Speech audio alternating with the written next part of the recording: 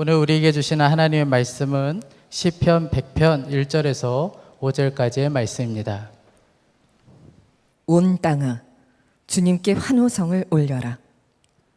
기쁨으로 주님을 섬기고 환호성을 올리면서 그 앞으로 나아가거라. 너희는 주님이 하나님이심을 알아라.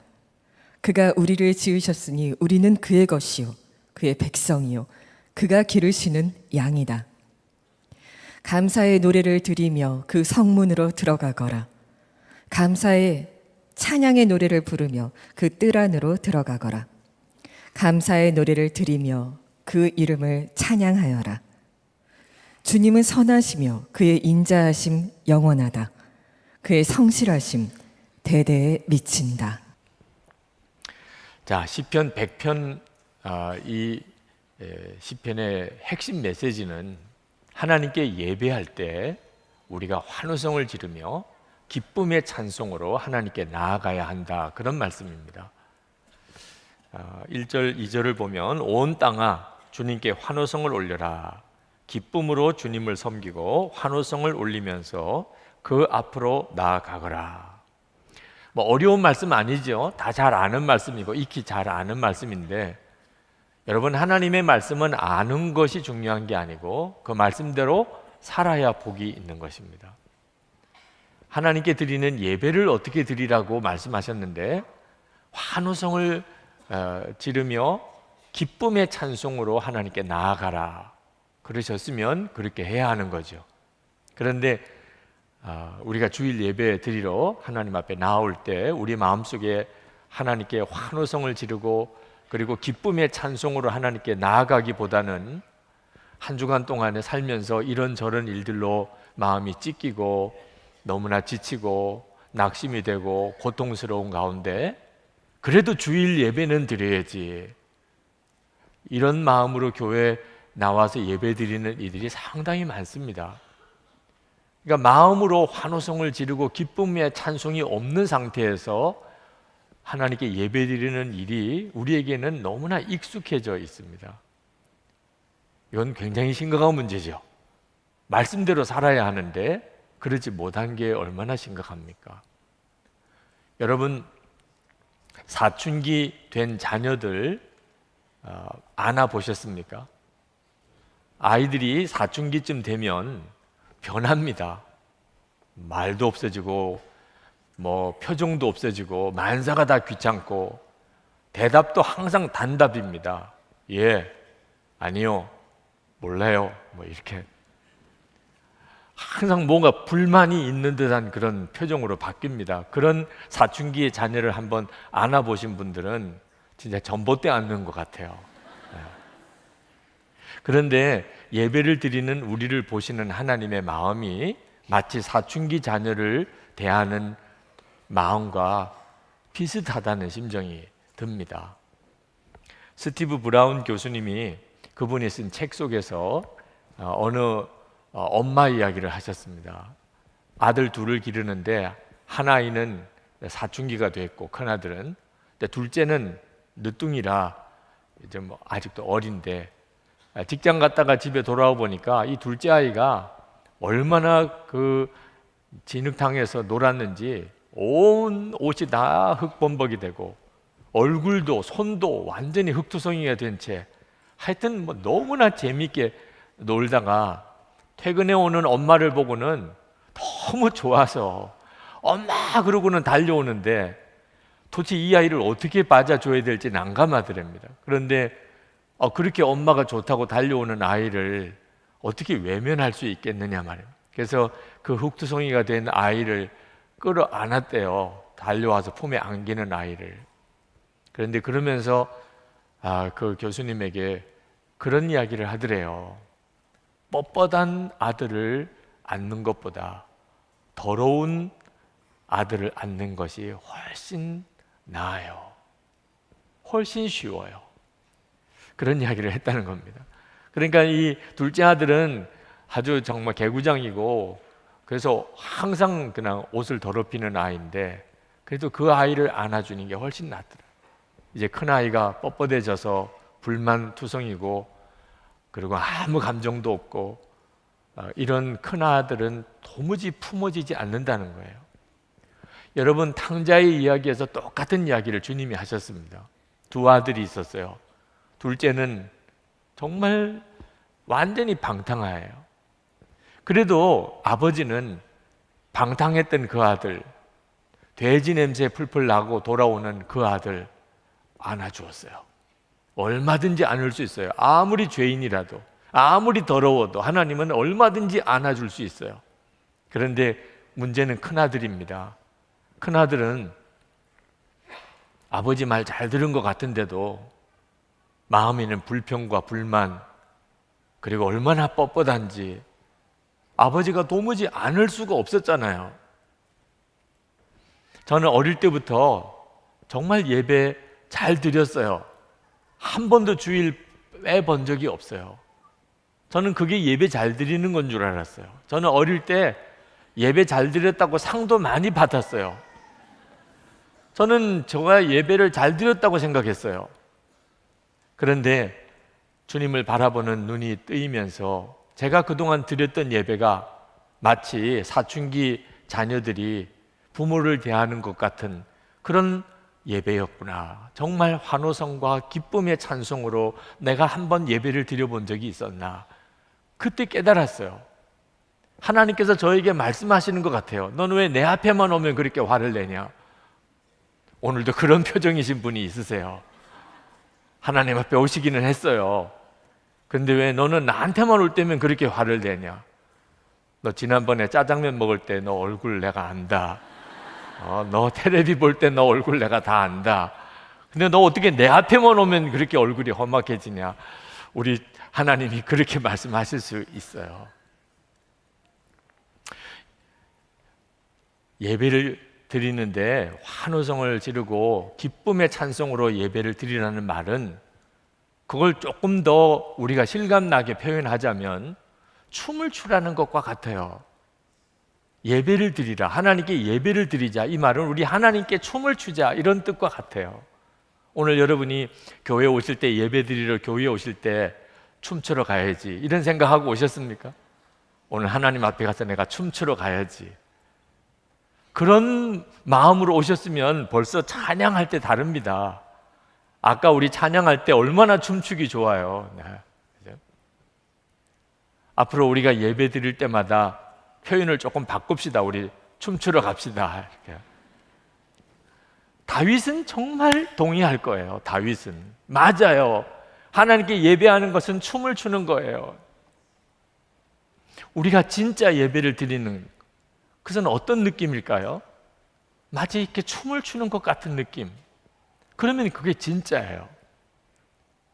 그러면 어떻게 그렇게 예배를 매번 드릴 수 있냐는 겁니다. 우리의 삶은 우리를 그렇게 만들어 놓지 않는데, 지치게 하고 힘들게 하고 짜증나게 하고 화나게 하고 고통스럽게 하고 이런 세상 속에 사는데, 어떻게 예배 드릴 때마다 환호성을 지르고 기쁨의 찬송으로 하나님께 나아갈 수 있냐 말입니다.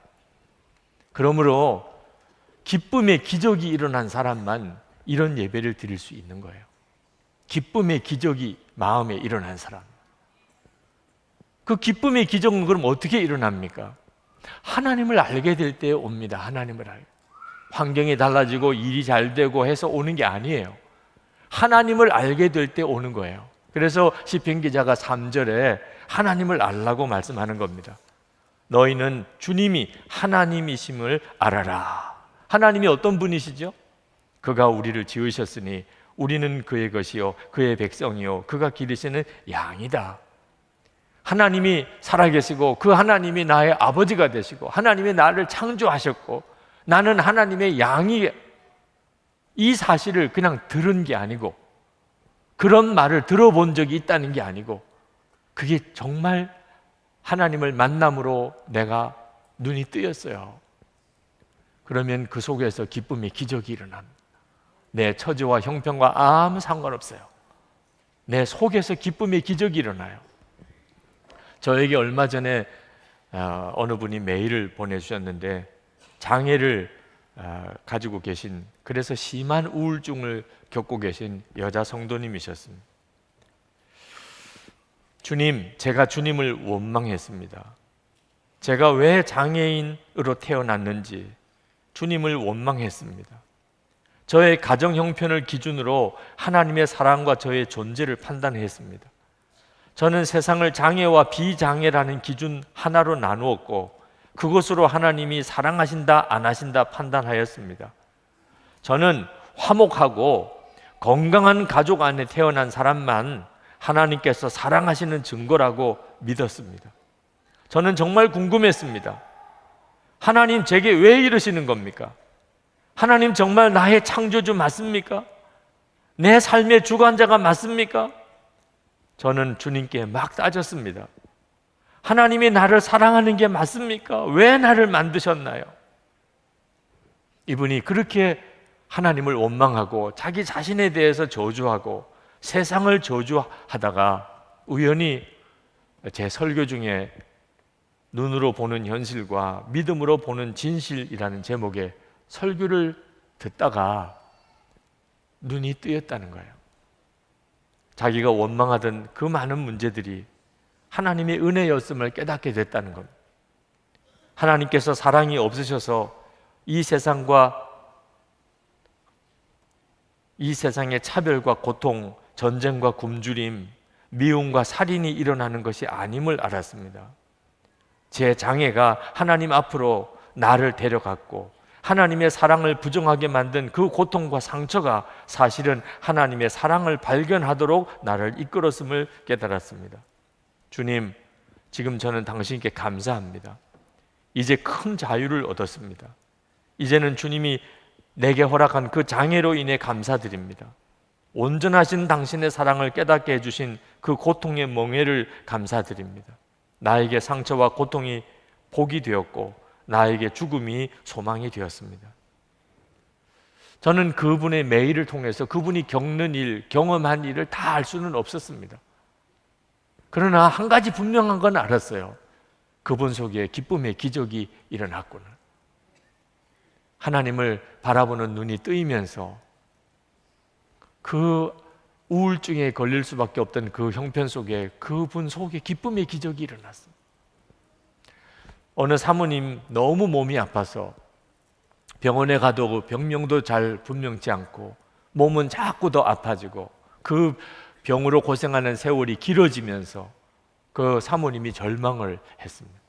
한 번은 자기가 젊은 사모님인데 자기가 도무지 더 살아날지 못할 것 같아서 가족들에게 유언도 했습니다.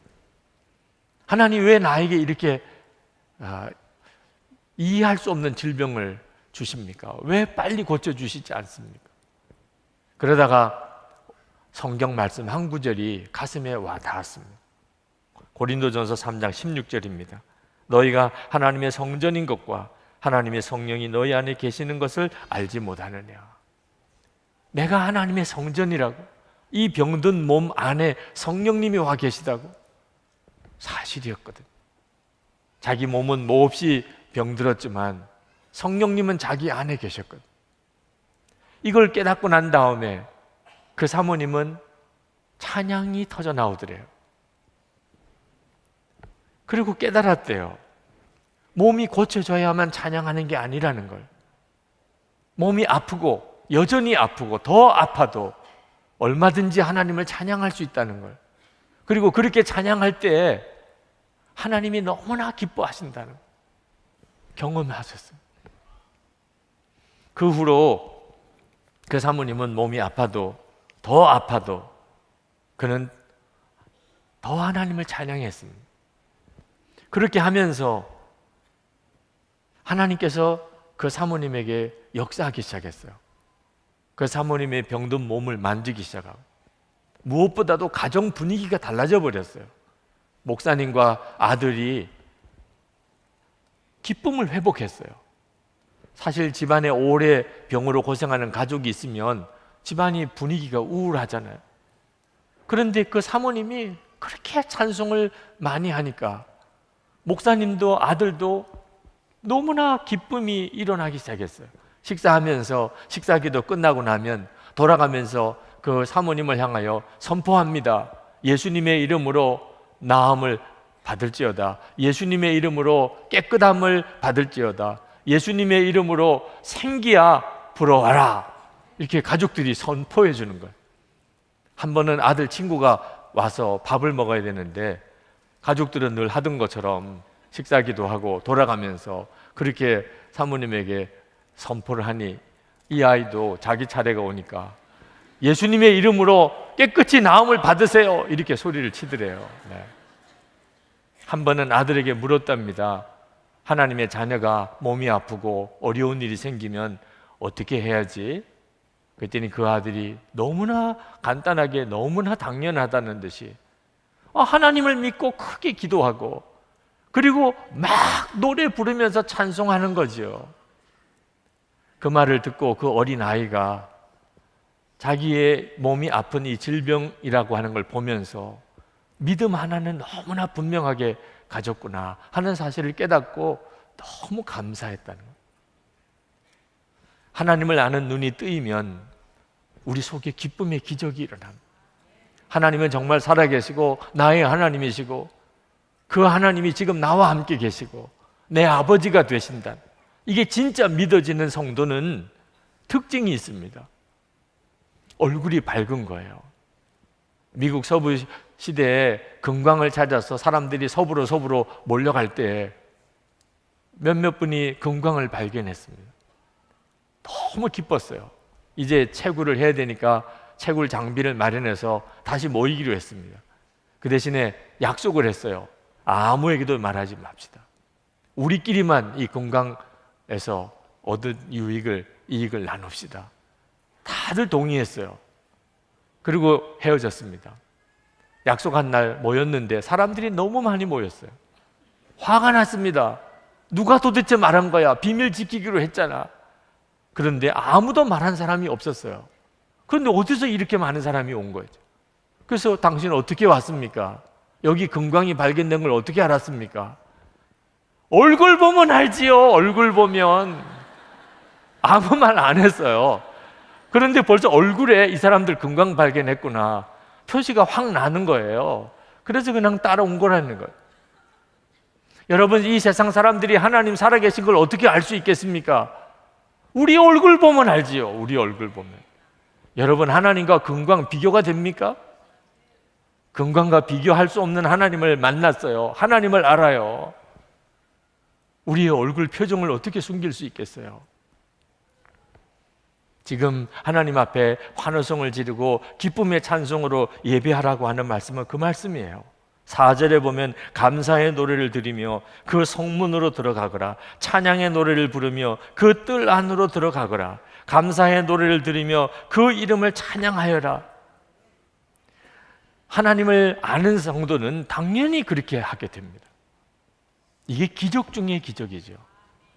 기쁨의 기적 말입니다. 여러분 모두가 다 누릴 수 있는 거예요. 예수 믿는 사람이면 한 사람도 빠짐없이 다 이 기쁨의 기적을 누릴 수 있습니다. 여러분, 이 기쁨의 기적은 주일 예배 빠지지 않고 새벽기도 나와야 되고 제자 훈련 받아야 되고 단기 선교도 한 번은 가야 되고 영성 훈련도 해야 되고 영성 일기도 꼭 써야 되고 그렇게 해서 얻어지는 게 아닙니다. 그렇게 열심히 했는데도 기쁨의 기적은 전혀 경험하지 못하는 사람들 많습니다. 주일 예배 드려야 되고 그리고 새벽기도 나와야 되고 큐티도 해야 되고 영성일기도 쓰고 제자훈련도 받고 단기선교도 가고 다 중요합니다. 꼭 필요합니다. 그러나 핵심은 예수 그리스도에게 있어요. 예수 그리스도를 놓친 채로 예배만 열심히 드리고 새벽기도 나오고 제자훈련 받고 봉사하고 단기선교 가는 사람들도 있어요. 예수님이 초점이시에요. 예수님을 만나기 위해서 주님께로 인도하기 위해서 다 필요한 것들이에요. 정작 주님을 바라보지 못하면 그건 우리에게 종교적인 무거운 굴레가 될 수도 있어요. 우리에게 기쁨의 기적을 일으키는 핵심은요, 예수 그리스도세요. 하나님께서 우리에게 환호성을 지르며 하나님께 나와 기쁨의 찬송을 부르라고 하시는 이유는 우리를 보시는 하나님이 그렇게 기쁘시기 때문이에요. 하나님이 우리를 보실 때 그렇게 기쁘시기 때문에 우리도 하나님을 향하여 그렇게 기쁨으로 나와 예배하라는 겁니다. 여러분, 여러분의 자녀들을 보면 기쁘시지요. 말 안 들을 때도 있고 속썩일 때도 있지만 그래도 자녀를 보면 부모의 마음에는 기쁨이에요. 다른 사람은 이해할 수가 없습니다. 인물이 잘나서 그렇습니까? 공부를 잘해서 그렇습니까? 뭘 여러분에게 잘해줘서 그렇습니까? 조건이 없어요. 내가 낳은 아이라는 것 하나, 그냥 존재 자체가 나의 기쁨이에요. 우리의 자녀들은. 하나님도 똑같으세요. 하나님께서 우리를 그렇게 기뻐할 이유가 뭐 있겠습니까? 조건을 따지면 정말 이유 없지요. 그런데 하나님은 십자가를 통하여 우리를 낳았어요. 예수 그리스도 십자가에 죽고 우리는 구원하셨어요. 우리는 하나님의 자녀예요. 우리의 존재 자체가 하나님의 기쁨이 됐어요. 그걸 계속 말씀하고 계세요. 믿으라는 거예요. 스바냐 3장 17절, 너희 하나님 여호와가 너희 가운데 계시니 그는 구원을 베푸실 전능자이시라. 그가 너로 말미암아 기쁨을 이기지 못하시며 너를 잠잠히 사랑하시며 너로 말미암아 즐거이 부르며 기뻐하시리라 하리라. 하나님은 그렇게 기쁨이 넘쳐요. 우리를 향하여. 예수님의 마음, 우리 안에 오신 예수님의 마음에는 우리를 향한 기쁨이 넘치세요. 예수님을 영접했어요. 그리고 그 주님을 바라보면서 우리가 그 기쁨을 느껴요. 우리를 향한 하나님의 기쁨을. 그래서 우리도 하나님을 기뻐하는 거예요. 시편 37편 4절에 또 여호와를 기뻐하라. 그가 내 마음의 소원을 내게 이루어 주시리로다. 존 버년의 철로역정 2부를 보면 크리스천의 아내 크리스티나가 자비라고 하는 한 자매와 함께 천국까지 가는 여정을 그리고 있습니다. 참 쉽지 않은 고비들을 넘어갔는데 어느 날 이 자비 양이 잠을 자는 모습을 크리스티나가 보는데 너무나 환하게 웃는 겁니다. 무슨 꿈을 꾸는 것 같은데 이 어려운 처지에서 어떻게 저렇게 웃을 수 있을까? 그래서 깨고 난 다음에 물어봤어요. 왜 그렇게 자면서 웃었냐고. 그랬더니 그 자비 양이 꿈꾼 이야기를 해주었습니다. 내가 너무나 남루하고 더러운 옷을 입고 있었다는 거예요. 그건 자기 마음을 말하는 것 같으더래요. 너무 더러워요. 나는 너무 더러워. 내 마음은 너무 더러워. 이거 어떡하지?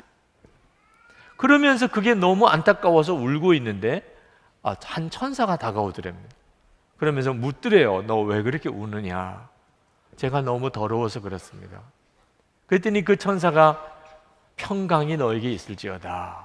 그렇게 선언해 주면서 손수건으로 눈물을 이렇게 닦아주더니 금과 은으로 만든 옷을 입히고 아름다운 면류관을 씌워주고 목걸이를 해주고 그리고는 손을 잡고 따라오라는 거예요. 그래서 그 천사를 따라서 가는데 황금문이 나타났습니다.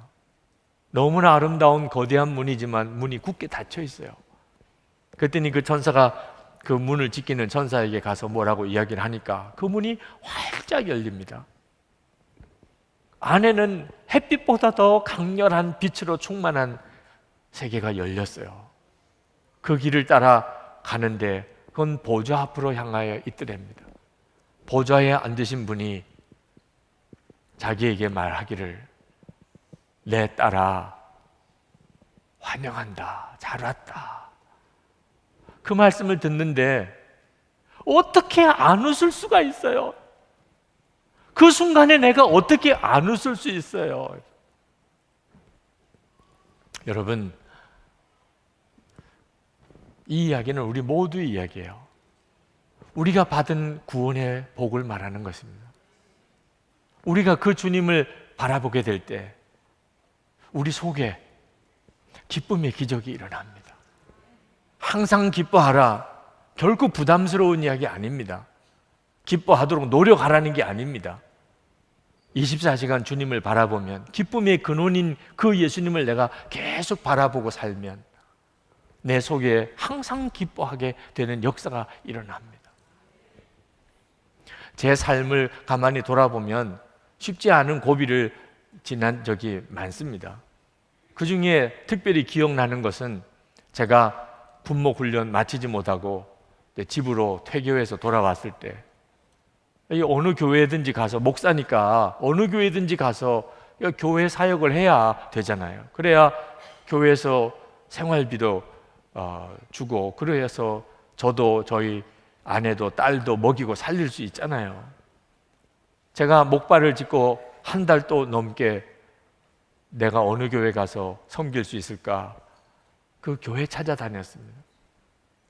어디도 저를 받아주는 데가 없었어요. 그렇겠지요. 목발 짚고 군 문제도 해결 안 된 저를 부목사로 받아줄 교회가 어디 있겠어요. 한 달쯤 지나고 나서야 현실을 깨달았습니다. 나는 갈 교회가 없다. 그건 저에게 너무나 큰 좌절이었고 버림받은 느낌이었습니다. 그때 오기 같은 생각이 생겼어요. 하나님이 진짜 나를 목사로 부르셨다면 어디 가서 일하라는 것도 하나님이 정해 두셨을 거 아니냐. 내가 왜 이렇게 사람들 찾아다녀야 되냐. 하나님이 나에게 연락 주시겠지. 나는 전화기만 보고 있을 거야. 하나님이 전화기로 나에게 연락 주세요. 어느 교회로 가라고. 그리고는 저는 기도만 하면서 기다리기로, 참 어떻게 보면 무모할 그런 고집스러운 결단을 했습니다. 그리고 그 다음부터 아침밥을 먹고 아버님 서재, 점심 먹고 아버님 서재, 저녁 먹고 아버님 서재 올라가서 기도만 했습니다.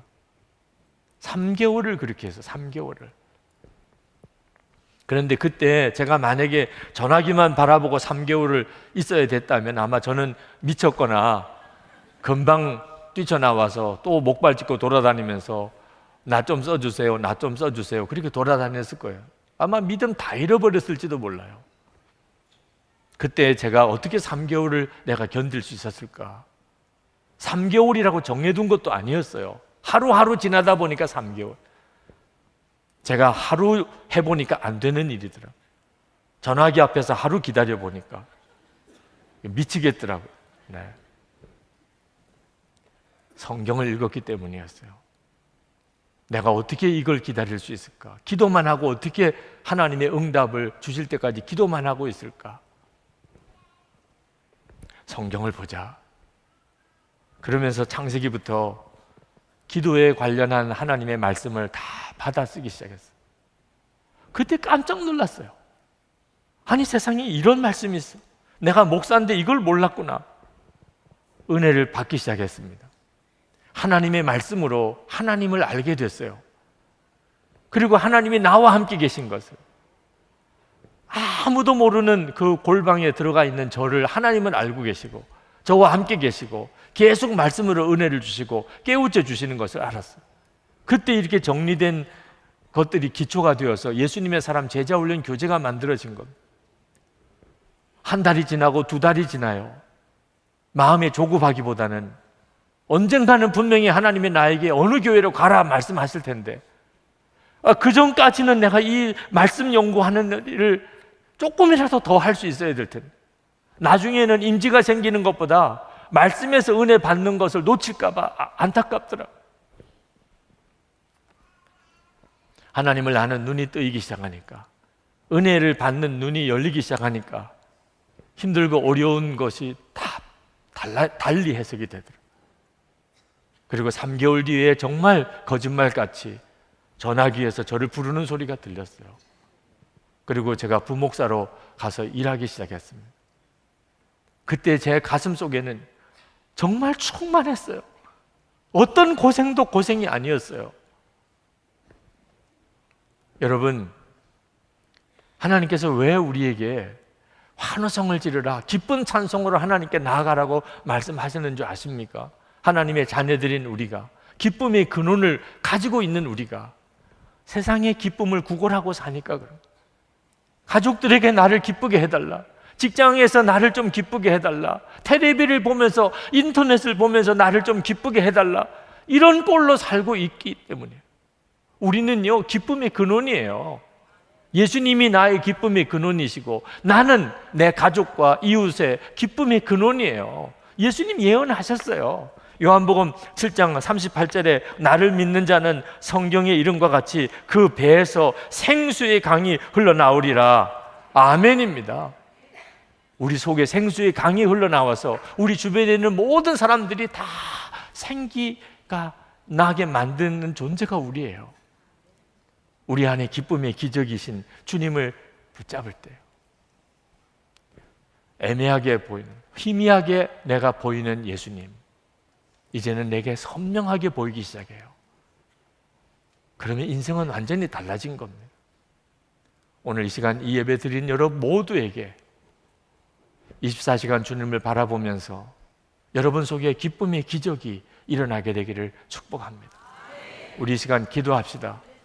하나님, 제 속에 이미 기쁨의 기적이 시작이 됐습니다. 제가 주를 바라보는 눈을 분명히 뜨게 되기를 원합니다. 하나님, 내 속에 기쁨이 넘치게 만드실 하나님을 내가 더 알고 싶습니다. 주변에 슬픈 사람, 낙심한 사람, 상처받은 사람 투성입니다. 하나님, 제가 생수의 강이 흘러나는 자가 되게 해 주옵소서. 우리 통성으로 기도합시다. 은혜와 사랑이 충만하신 아버지 하나님, 하나님의 크시고 놀라우신 은혜를 감사합니다. 오늘도 하나님의 손에 주의 크신 하나님 은혜 가운데 주님 함께 하시고 역사해 주소서. 사모하며 하나님 갈망하는 저들의 마음을 하나님 받아 주소서. 그리고 은혜로 도와주시는 하나님, 놀라우신 하나님, 놀라우신 아버지여 주관해 주소서. 오늘도 예배하며 하나님 앞에 나와 하나님 기도하는 사랑하는 이들 머리에 주님이 안수해 주시고 역사해 주소서. 하나님의 살아계심을 분명히 보게 하시고 하나님의 놀라우신 인도하심을 받게 하여 주옵소서. 주께서 하나님 말씀하신 그대로 이루어 주소서. 저들의 마음의 심령에 하나님 갈급한 심령에 하나님 그대로 이루어지게 해주소서. 하나님, 주를 바라보는 하나님 눈을 열어주시고 하나님 우리의 기쁨의 이유를 분명히 알게 하시고 하나님 주를 바라보는 눈이 뜨이고 하나님 우리의 속에 환호성을 지르며 기쁨의 찬송을 부르는 은혜의 역사를 도와여 주소서. 우리도 살고 가족도 살고 이웃도 살고 하나님 우리가 정말 생수의 강이 흘러나는 하나님의 축복의 증인들이 다 되게 해 주옵소서. 감사합니다. 역사하시는 주님, 오늘 이 시간에 말씀과 성령으로 말씀을 그대로 이루어 주시기를 원합니다. 말씀에 성취되게 해 주시옵소서. 말씀을 붙들고 기도하는 성도들에게 분명한 답을 허락하여 주옵소서. 주께서 그 일을 이루실 줄 믿습니다. 감사합니다. 하나님의 놀라우신 은혜를 찬양합니다. 기쁨의 근원이신 하나님, 오늘도 하나님께 예배하는 모든 성도들 위해 주여 일일이 손을 얹어 저들의 마음의 심령 속에 말씀과 성령의 역사가 임하게 하여 주셔서 우리도 하나님을 알고 더 알고 그래서 우리 속에 환호성과 기쁨의 찬송이 터져나오게 하여 주시옵소서. 이 시편 100편의 말씀이 우리 심령에 이루어지게 되기를 원합니다. 말씀이 성취되기를 원합니다.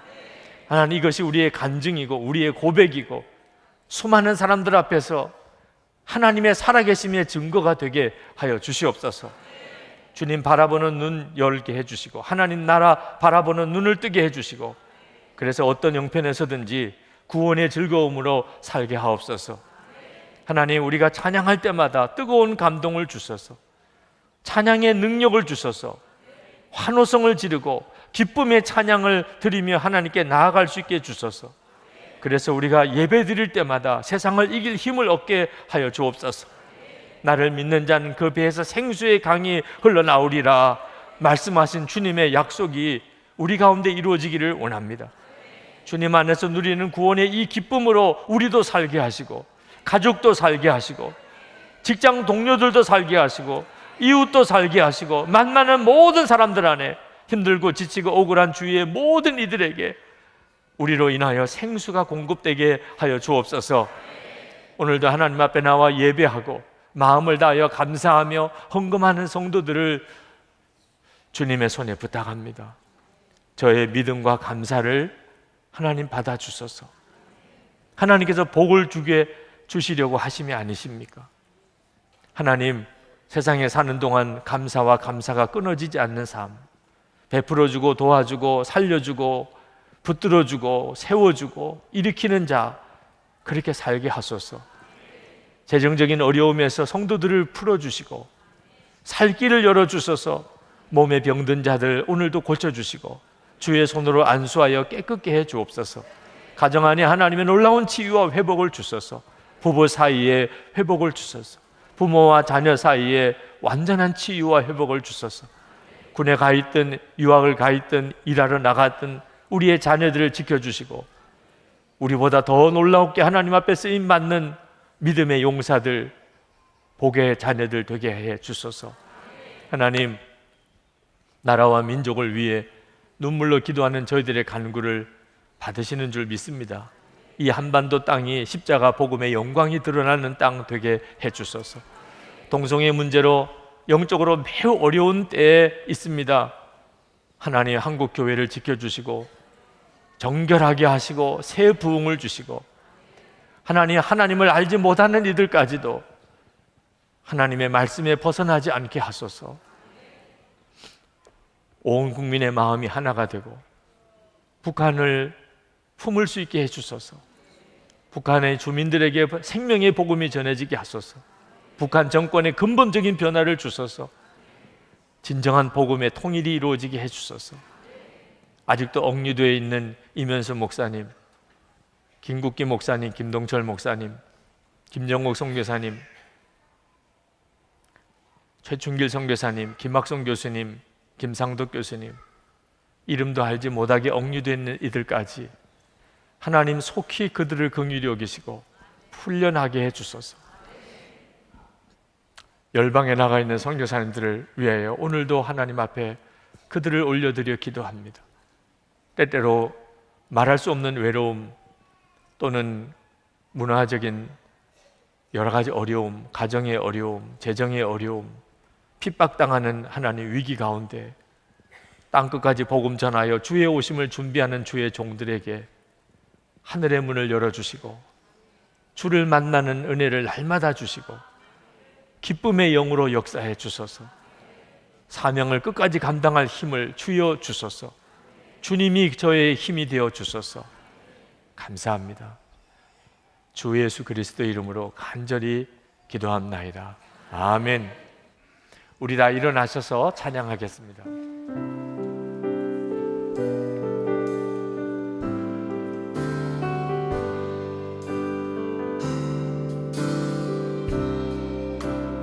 상황 속에서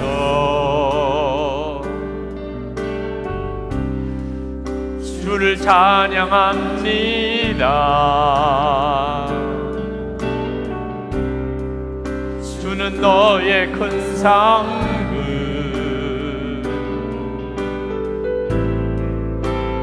큰 도움이시라.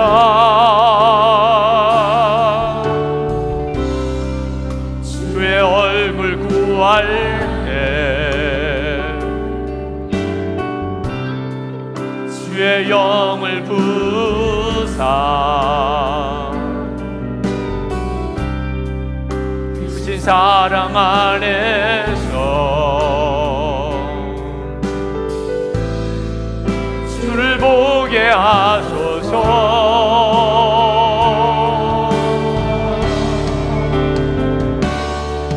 내 영혼이 확정되고 확정되어 싸우니 믿음의 눈들어 주를 바라봅니다. 내 영혼이 확정되고 확정되어 싸우니 믿음의 눈들어 주를 바라봅니다. 내 영혼이 확정되고 확정되어 싸우니 믿음의 눈들어 주를 바라봅니다. 내 영혼이 확정되고 확정되어 싸우니 믿음의 눈들어 주를 바라봅니다. 우리의 생명의 구주 예수 그리스도의 크신 은혜와 좋으신 아버지 하나님의 말할 수 없는 사랑하심과 지금도 우리와 함께 계시는 보혜사 성령님의 하나 되도록 교통하심이 오늘도 하나님 앞에 나와 예배하고 돌아가는 모든 성도들 그 심령과 가정과 일터에 저들의 사명의 자리 위에 늘 충만히 함께 하시기를 축원하옵나이다. 아멘.